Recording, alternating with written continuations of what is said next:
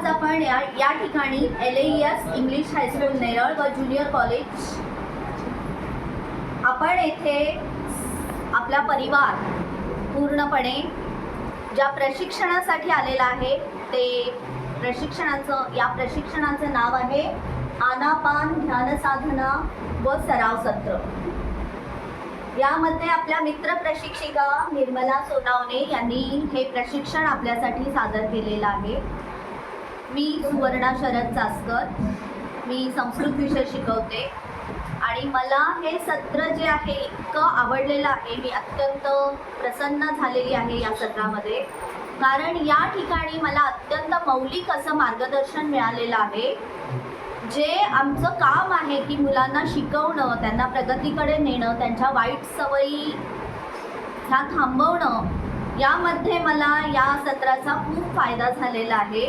कारण मनामध्ये खूप विचार येत असतात, मन हे चंचलच आहे आणि या मनावर नियंत्रण करणं खूप कठीण गोष्ट आहे, अशक्य गोष्ट म्हणालात तरी चालेल। पण आपण या विद्येमुळे, आनापान या विद्येमुळे आपण खूप चांगल्या प्रकारे या मनावर नियंत्रण ठेवू शकतो।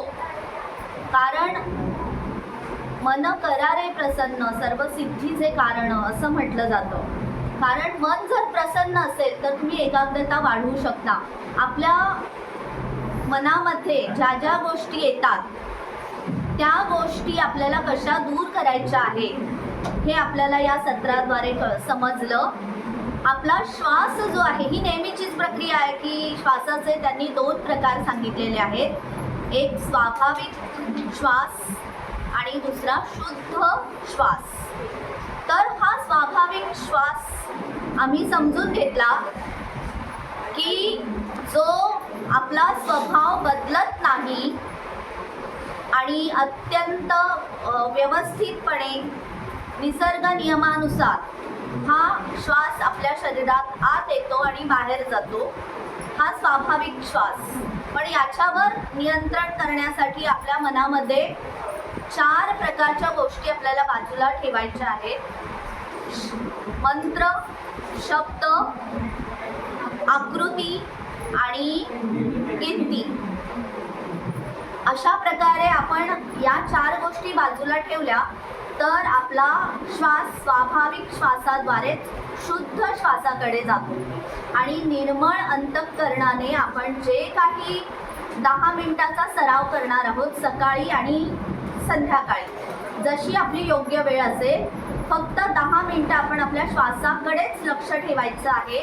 जसा पहारेकरी एखाद्या दरवाजावर राहतो आणि पहारा ठेवतो त्याचप्रमाणे अगदी आपल्याला काटेकोरपणे या श्वासाकडे लक्ष ठेवायचं आहे आणि हळूहळू आपण या सगळ्या गोष्टींमध्ये निपुण होणार आणि निपुण झाल्यावर मग आपण एकाग्रता यशस्वीपणे साध्य करणार।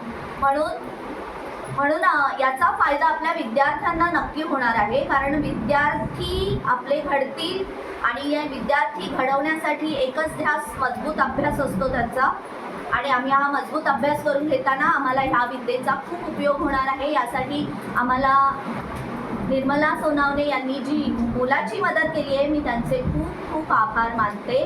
आणि या प्रशिक्षणाद्वारे त्यांनी आम्हाला विपश्यनाबद्दल पण सांगितलं, ते पण फार मौलिक आहे, म्हणून धन्यवाद।